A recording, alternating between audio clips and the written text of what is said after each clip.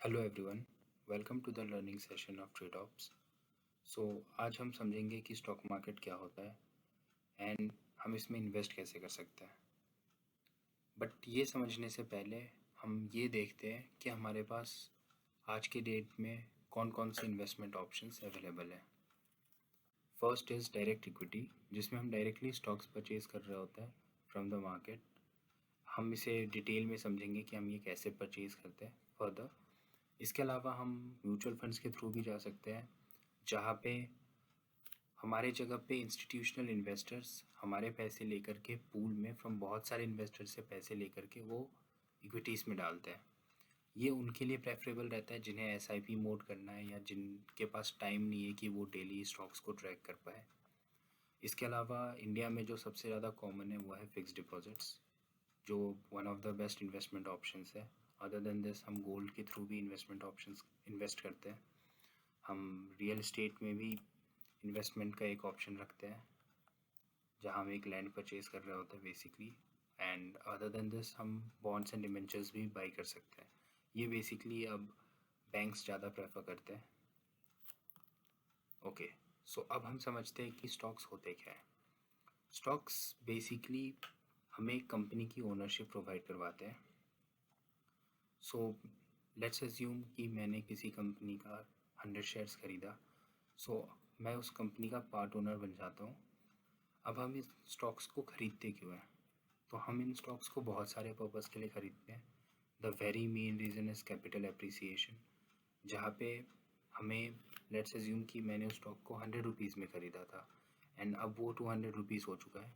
So the 100 rupees profit जो मुझे मिला है वो मेरा कैपिटल एप्रिसिएशन है। अपार्ट फ्रॉम दिस हम डिविडेंड पेमेंट्स के लिए भी ख़रीदते हैं। जो कंपनी होती है वो अपने प्रॉफिट का कुछ परसेंटेज अपने शेयर होल्डर्स में बांटते हैं, उसे हम डिविडेंड कहते हैं। सो हम इसके लिए भी परचेज़ करते हैं, या फिर एज आई जस्ट सेड कि हम कंपनी के ओनर बन जाते हैं। So we get the right to vote for any decision making जो कंपनी में हो रहा होता है, तो हम उसके लिए भी करते हैं। अब कंपनी इसे क्यों इशू करती है? सो कंपनी भी इसे मल्टीपल रीजंस के लिए इशू करती है। The very first reason being कि उन्हें उनके पास अगर कोई डेप्थ है तो वो उसे पे करें। अगर उनको एक कोई प्रोडक्ट लॉन्च करना है और उनको उसके लिए कैपिटल की रिक्वायरमेंट है तो वो उसके लिए भी स्टॉक्स इशू करते हैं। या फिर अगर उनको उनकी कोई न्यू ब्रांच खोलनी है या कोई न्यू स्टोर खोलना है तो उसके लिए जो कैपिटल रिक्वायरमेंट है वो उसे रेज़ करने के लिए भी स्टॉक्स इशू कर शेयर्स इशू करते हैं। ओके, सो अब हम समझते हैं कि ये स्टॉक्स जो हम बाई या सेल कर रहे हैं ये बेसिकली मार्केट में आता कैसे है? तो ये मार्केट में आता है थ्रू इनिशियल पब्लिक ऑफरिंग। अब ये इनिशियल पब्लिक ऑफरिंग होता क्या है? So basically initial public offering क्या होता है, इसे समझने के लिए हम एक छोटा सा एग्जांपल लेते हैं। लेट्स अज्यूम कि एक पर्सन है, पर्सन है, ये पर्सन के पास एक बिज़नेस आइडिया है कि ये एक फ़ैशन स्टोर खोलना चाहता है। अब ये अपने इस बिज़नेस आइडिया से अपने दो फ्रेंड्स के पास जाता है, friend X and friend Y, और ये इन्हें अपना बिज़नेस आइडिया बताता है कि मेरे पास एक बिज़नेस आइडिया है, बट मुझे इसके लिए कुछ पैसों की ज़रूरत है ताकि मैं ये बिज़नेस स्टार्ट कर पाऊँ। अब ये दोनों फ्रेंड्स जो होते हैं वो इसे फंड कर देते हैं। This is called as initial funding, जहाँ पे ये एज अ एंजल इन्वेस्टर इनके लिए काम करते हैं। अब जब इसे इनका पहला इन्वेस्टमेंट मिल जाता है, ये बिज़नेस चलता है over the lane. Let's say assume करते हैं कि 2 इयर्स बीत गए, इनकी कंपनी थोड़ी अच्छी हो गई, इनके स्टोर के लिए ये इनका स्टोर फेमस हो गया लोकल एरिया में, अब इन्हें बहुत लोग जानने लग गए। अब ये चाहते कि इसे फर्दर एक्सपेंड करें, एक स्टोर से 2 स्टोर 4 स्टोर ओपन करें। इन्हें दोबारा फंडिंग की ज़रूरत होती है। अब ये इस बार इनके पास इतने पैसे नहीं होते कि खुद करें, तो ये एक इंस्टीट्यूशनल इन्वेस्टर के पास जाते हैं और ये उनसे सीरीज़ ए की फंडिंग लेते हैं। अब ये उन्हें फंडिंग देता है, ये एक ह्यूज अमाउंट होता है, वो अमाउंट इन्हें देता है for further business expansion. Let's assume कि ये करने के बाद अब उनकी पूरी सिटी में फ्रॉम वन रीजन टू पूरे फुल सिटी फुल स्टेट उनका बिज़नेस अच्छे से ग्रो हो गया। और अब वो उसे कंट्री वाइड अच्छे से ग्रो करना चाहते हैं, तो वो दोबारा सीरीज़ बी फंडिंग्स भी लेते हैं। या अब वो इंस्टीट्यूशनल इन्वेस्टर्स के अलावा भी बहुत सारे लोग होते हैं, बैंक्स या कोई और फाइनेंशियल इंस्टीट्यूशंस के पास जाएंगे, उनसे वो अब मनी बोरो करेंगे in returns of some ownership in the company. अब उसके बाद जब ये पूरा प्रोसेस कंप्लीट हो जाता है, नाउ दे हैव ग्रोन, अब वो बहुत नाम ही हो चुके हैं, उन वो ऑलरेडी मार्केट में उनका एक नाम हो चुका है, वो वेल एस्टेब्लिश्ड है। सो अब वो लैंड कर सकते हैं फॉर इनिशियल पब्लिक ऑफरिंग। अभी इनिशियल पब्लिक ऑफरिंग क्या होता है, लाइक लेट्स अज्यूम कि रिलायंस है, तो रिलायंस जब अपना नाम बना चुका था और जब वो सब लोगों से इन्वेस्टमेंट ले चुका था, अब उन्होंने सोचा होगा, 1977 की बात बता रहा हूँ, कि उन्होंने ये सोचा होगा कि चलो अब हम मार्केट में आते हैं, हम पब्लिक लोगों को अपना शेयर्स ऑफर करते हैं, और वो उनसे जो पैसे मिलेंगे हम अब उस पैसे से अपना बिजनेस फर्दर ग्रो करेंगे। सो उस टाइम जो आप उन्हें शेयर्स देते हो और उनसे शेयर्स दे करके जो पैसे उनसे इन रिटर्न लेते हो, that process is called as initial public offering. Okay, so let's assume कि आपको आईपीओ अलॉट हो चुका है एंड अब आप कंपनी के ओनर हो। अब लेट्स एज्यूम कि down the line 2 years 3 years बाद आपको लगता है कि आपकी बहुत अच्छी प्रॉफिट हुई है इस कंपनी के शेयर्स में, एंड अब आप इसे सेल करना चाहते हो। सो अब आप इसे सेल करने के लिए आप एक बायर ढूंढोगे। सो आप स्टॉक एक्सचेंज के पास जाओगे, एंड आप जहाँ पे भी ये कंपनी लिस्टेड होगी, तो आप उस स्टॉक एक्सचेंज के पास जाओगे और आप उन्हें जा कर के कहोगे कि मुझे मेरे शेयर्स सेल करना है, एंड स्टॉक एक्सचेंज आपके लिए एक बायर ढूंढ के देगा। करेंटली इंडिया में 2 स्टॉक एक्सचेंज हैं, first is NSE and the other one is BSE, national stock exchange and Bombay stock exchange. So stock exchange क्या होता है, स्टॉक एक्सचेंज वो प्लेस होता है जहाँ पर आप बाई या सेल कर सकते हो अपने शेयर्स को, जो ट्रेड हो रहे होते हैं बाई और सेलिंग के लिए। नाउ लेट्स एज्यूम कि एक पर्सन है ए, इसे अपने शेयर सेल करना है, तो ये एक्सचेंज के पास जाएगा और एक्सचेंज एक बायर ढूंढेगा जिसे वही सेम शेयर बाई करना होगा।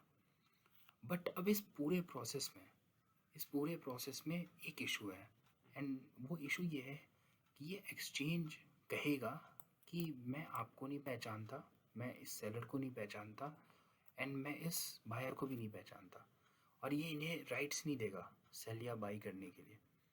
सो due to this issue there comes the role of stock broker.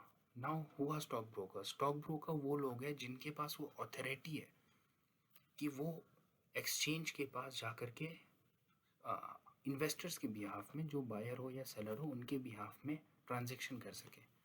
सो अगर आपको बाई करना है तो आप एक्सचेंज के पास नहीं जाओगे, आप स्टॉक ब्रोकर के पास जाओगे, एंड अगर या फिर आपको सेल भी करना है तो आप स्टॉक ब्रोकर के पास जाओगे, and in return stock broker फिर एक्सचेंज के पास जा कर के वो ट्रांजेक्शन एग्जीक्यूट करेगा।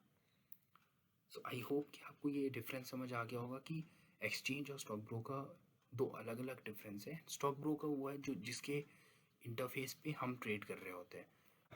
There are several stock brokers in India, पेज Zerodha, Angel Broking, Kotak Securities है, अपस्टॉक्स है, ग्रो है, बहुत सारे हो गए आज की डेट में।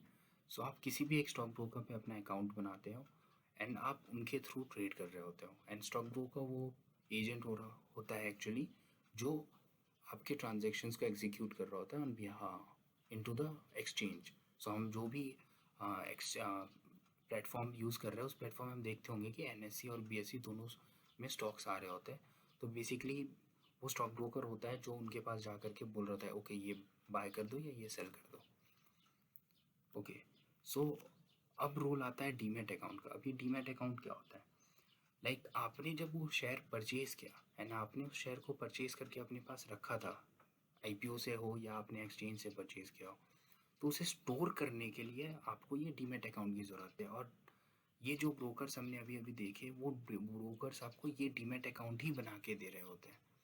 सो डीमैट होता क्या है, डीमैट होता है डीमैटेरियलाइज्ड अकाउंट।